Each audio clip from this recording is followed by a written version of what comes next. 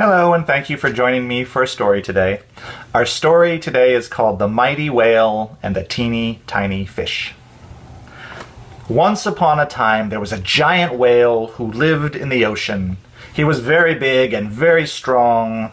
He fancied himself the mightiest animal in the sea, and he liked to let the other animals know it.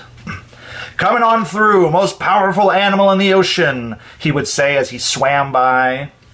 And sometimes he was not always careful where he swam, and the force of his passage would send the other little animals tumbling in all directions, and it would ruin their tiny little sandcastles that they had made on the ocean floor, and it annoyed them. One day, as the whale was barreling on by, "Coming on through, most powerful animal in the ocean," he got stuck in an old fishing net that was caught on some rocks on the bottom of the ocean floor. No matter how much he strained and struggled and how much he pushed with his massively powerful whale tail, he just got tangled up more. He was stuck. Then a teeny tiny fish swam by. "Hey buddy, I think you're stuck in that net." "This is ridiculous," said the whale. "I am the most powerful animal in the ocean. How can I be stuck in a net?" "Most powerful animal," said the teeny tiny fish. "That's pretty good. I'm more of an idea fish myself, and I have an idea in my head that you're stuck in that net." "Ridiculous," said the whale, and he strained and struggled with all of his might, and it did no good at all. "I might be stuck," the whale admitted. "Maybe I can help," said the fish. "How are you gonna help?" scoffed the whale. "I'm the most powerful animal in the ocean, and you are a teeny tiny fish." "What this situation needs," said the fish, "is an idea." So the fish thought and thought and thought, swimming around in little circles, and then he said, "Eureka! I've got it. I'll be right back." And the fish swam away, and about an hour later he came back, accompanied by a dozen crabs.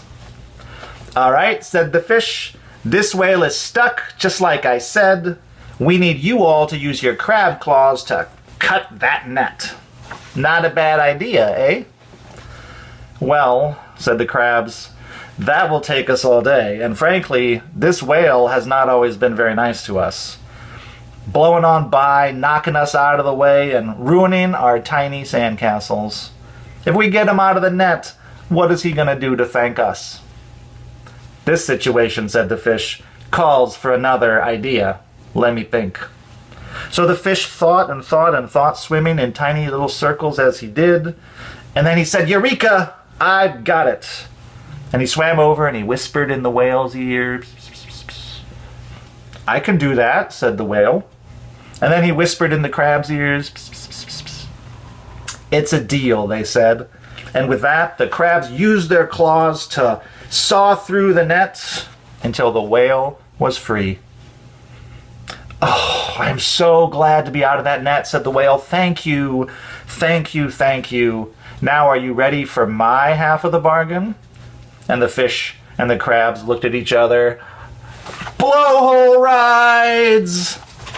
And for the rest of the day, the fish and the crab took turns sitting on the whale's blowhole, and with a mighty blast, he would blow them sky high, tumbling and turning, laughing high, high, high up in the air until they splashed back down in the water. It was the best day ever, and the whale learned that it was more fun to make new friends than to barrel on by. The moral of the story is, sometimes the most powerful thing in the ocean, or even the world, is not a mighty whale. It's a new idea. And that is the story of the mighty whale and the teeny tiny fish. Thanks for sharing it with me today. I hope you have a wonderful day.